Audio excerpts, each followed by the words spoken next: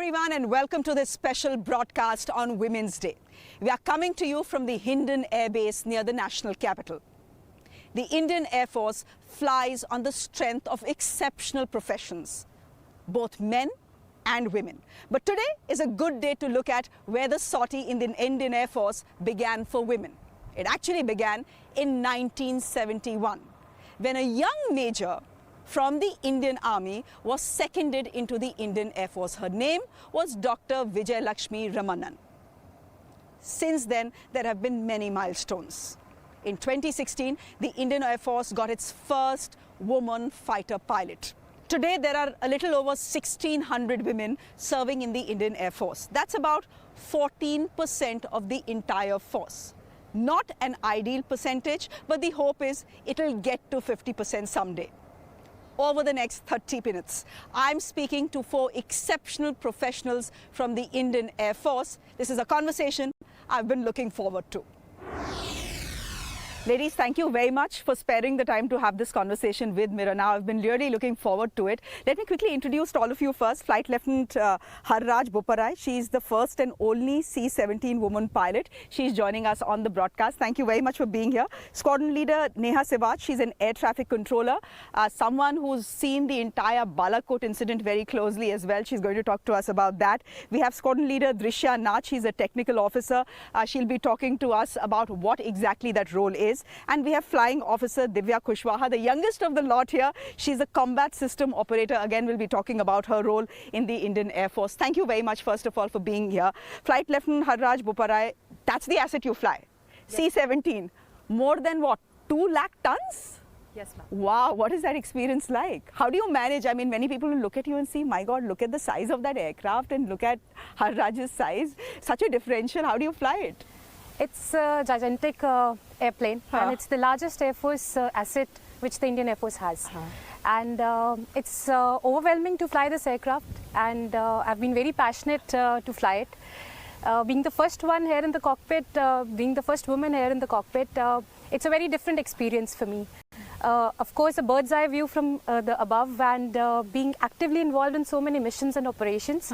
I think it's once in a lifetime experience that I've been undergoing. But when you saw the size of this C-17, did it intimidate you when you were, starting to train on it? Oh my God, look at the size, because that's the first thing that hits you when you see a C-17.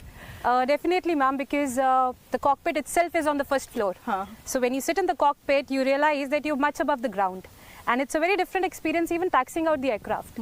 So a gigantic aircraft, and it's actually the workforce, it's a workhorse of the Air Force. It's a workhorse because every time there is a big mission to be flown, it's the C-17 that is doing it, whether it was Operation Dost in Turkey or whether it was Operation Ganga. And I believe you've flown a satellite out of India as well. Definitely, ma'am. It's whenever the country is called, the C-17 Globe Master is put to task. And we have been the Globetrotters, and because the aircraft itself is the Globe Master, we have had a varied global experience in itself, and it's a very tasking job, I must say. It demands much out of us, but it's a very good experience. Talk to me about Operation Dost, because this is, this is a time when there's a country that has been hit by an earthquake that they haven't seen in 100 years. More than 75,000 people are dead. Of course, when you flew there, you probably did. No one knew that. What is that experience like, carrying, rescue teams and relief teams and medical equipment to a country where, which is completely been devastated? What is that feeling like when you're climbing onto the first floor of your cockpit and, you taking to the air? It's a very overwhelming and very fulfilling job, I must say. When the first call came in about the earthquake which had hit Turkey, the the squadron was mobilized within hours, and we were ready to be tasked, and we were ready within few hours to airlift the humanitarian aid and the disaster relief mission to Turkey. And it involved a lot of intricate planning on ground, because we did not know that the foreign base, which all airports, which all runways were safe. Correct. Having been landed, planning that mission in itself was a very huge task for us, because we were not aware of the situation on ground. We were going through the news channels, and that was all the information that was available to us. But We've carried the NDRF teams, the field hospital on board, and it in itself was such a fulfilling job, I must say, that helping out a country in need of the hour is the best which we could do to the nation, and that's how we serve the nation. And we know that it came in for much appreciation in Turkey as well. We've all seen those pictures going, viral of, I mean, I'm sure if they could, many women would have come and hugged you too, but we saw an Indian Army doctor being hugged by an old woman in Turkey, and that picture had gone viral. Squadron Leader Neha Sewaj, you're an air traffic controller, and right now you're posted at this base, at Hindon. What is it like managing mixed flights, that you're managing civilian flights and you're managing military flights as well? Is that the big challenge for Indian air traffic controllers, especially who belong to the Indian Air Force? Actually, the Air Force Station Hindon is the biggest air base in terms of land in the whole Asia. We have been handling C17s. There were initially more of them. Now some of them has gone to Chandigarh. But anything happens, like when nation calls, then along with them, we are the first ones to be activated on ground. We are the ones who have to be available with all the support services, with all the flight planning for them. We do it and make it sure that they don't have to wait on ground because of anything that we could help them out with. Plus, we have we have civil flights also coming here. So we generally otherwise operate on our own frequencies, but here we are maintaining open so that all the traffic which goes from, we have a lot of traffic which goes to Delhi over Hindon, crossing over Hindon airspace. So we have to be coordinating with Delhi continuously, and along with them we have to cater for our own flying period and for our military aircraft, so that their operations is not affected because of civil flights of Delhi. Plus we have all the VIP commitments here, like of CM Yogi and all other dignitaries like Governor of UP, and everybody has to come here and we have to take care of them. So that sounds fairly complicated. I'm assuming you are spending many hours here then at the ATC. You have seen Bala Court and the post-Bala Court scenario closely as well. You were posted at a forward air base? Yes, before this place I was posted at a forward base close to western borders. So after Bala Court, we had seen all possible operations happening in the terms of Air Force. Like we were operating from bunkers, we were operating day in, day out. We were not able to sleep for 2 minutes during the whole night. Then when we used to go home, we used to hear sirens and every possible thing which was happening in the terms of operations. That must have been an interesting time. Yes, definitely. To say the least. Squadron Leader Drisha, you've been in the service for 9 years, 10 years? I have completed 8 years and 8 months of commissioned service in IAF. And in all these years, have people asked you, how do you manage work-life balance? Because a lot of women get asked that question, not just in uniform, but otherwise as well. And does it irritate you? I would like to comment about it in this manner. If the question is supposed to be, it's not a gender biased question, I feel. In case somebody's handling a family at home, I think both men and women should be asked the same question. And I think in society the notions has also been changing.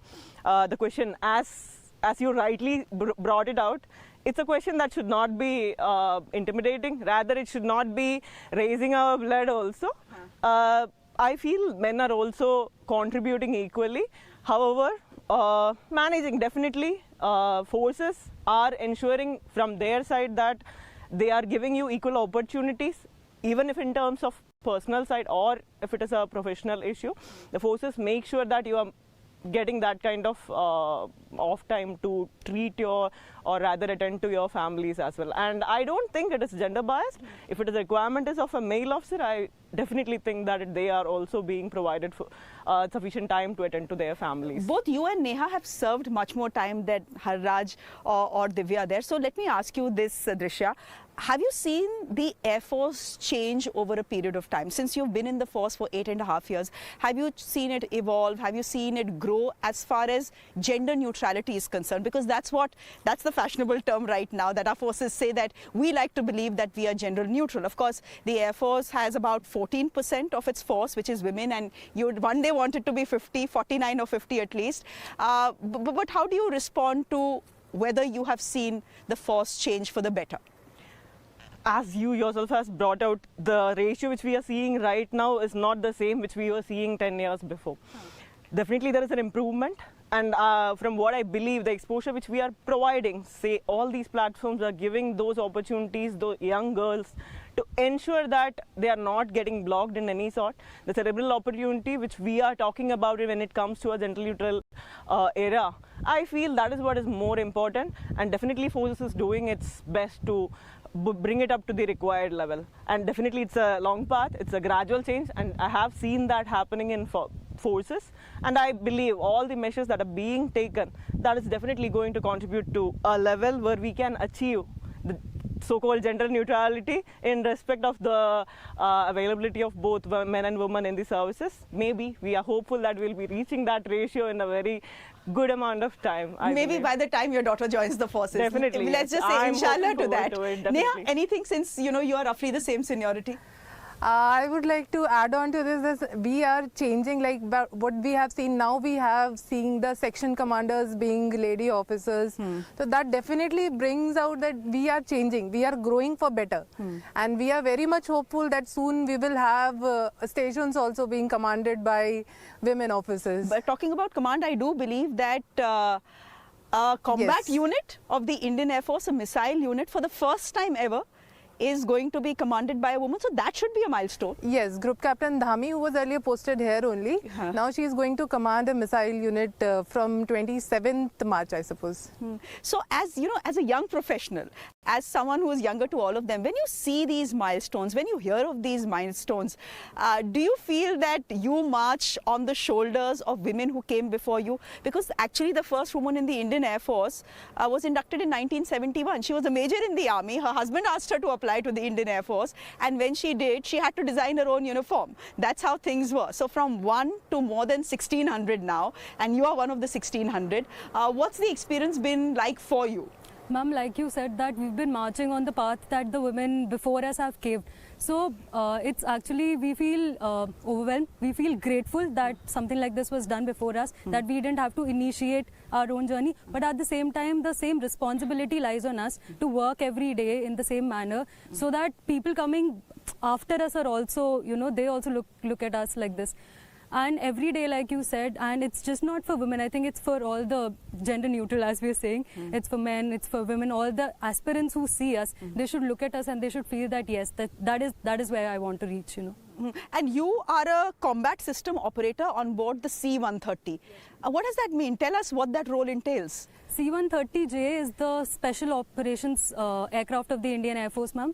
And as a CSO, combat system operator, I'm involved right from the planning stage of the missions that we are given and right to the execution. The aircraft is armed with defensive systems and combat systems along with the EOIR pod, which is the electro-optic infrared pod. So when the aircraft flies at a lower altitude, I'm the eyes of the aircraft, you can say. I'm supposed to maneuver the pod in order to look at in order to examine, or if there's a SAR mission, or if there are missions that involves you to look at long ranges. So I would be doing that.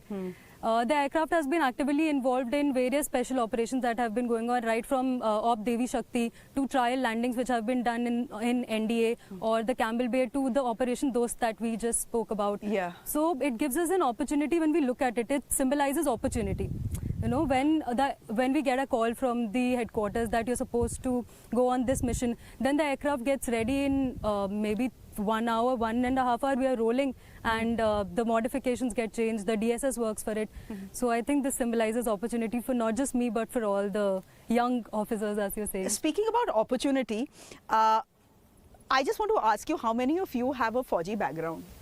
Well, I too have a... 1, 2, 3. 3 out of 4, and yours is half. Yeah, more like it. Yeah, okay, yours is half. So is that something that, when you see your fathers or your brothers or your uncles or your grandfathers, in those days grandfathers, not grandmothers, don the uniform every morning, go wherever they need to go and come back in that uniform and take so much pride in that uniform, is that something inspires you, or are these individual dreams, not family dreams?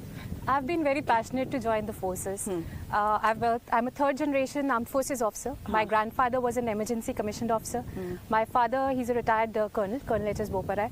He was also an army aviator. Acha. So I've always been passionate to join this force, and it has been very fascinating to see the aircrafts flying. So I used to ask my dad, how do you fly it against the natural notions of the gravity?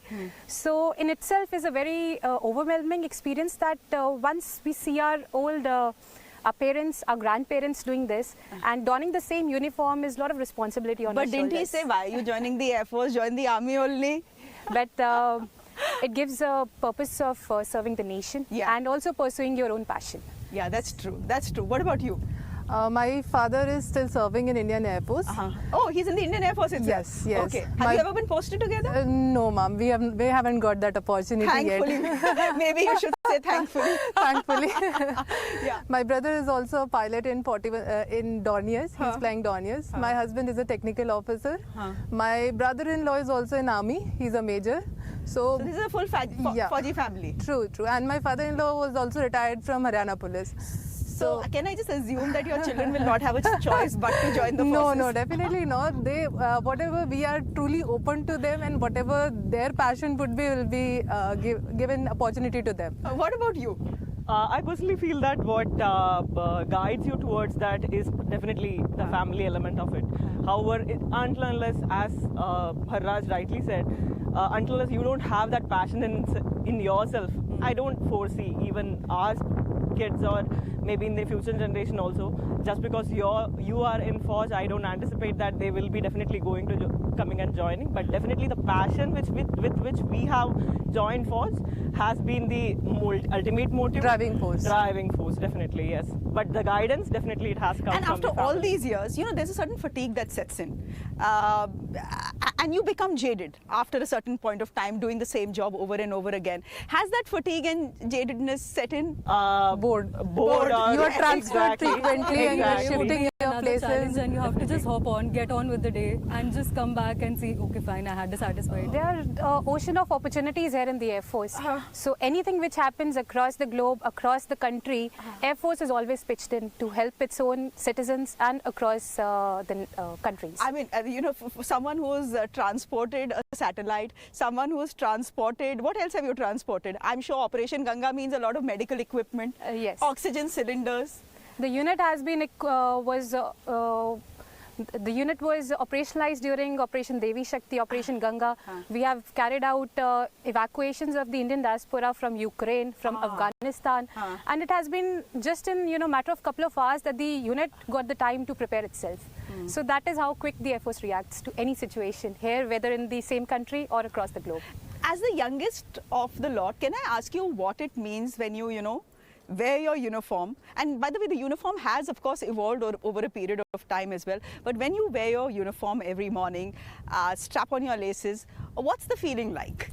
Mom, before that we were discussing who inspired us. So I used to see my dad don his olives right in the morning, going to duty, leading a disciplined life. So he used to be inspirational for me. Now when I get up and don my overalls or don my blues and get on with the day, so it is a feeling that okay, you have been chosen, you have been one of the chosen few to do this task, and that is it. Rest everything, whatever is happening inside, you just set it aside. Once you're in the cockpit, you're just determined to the task. Do young girls come to you and say, "Hame bhi banna hai"?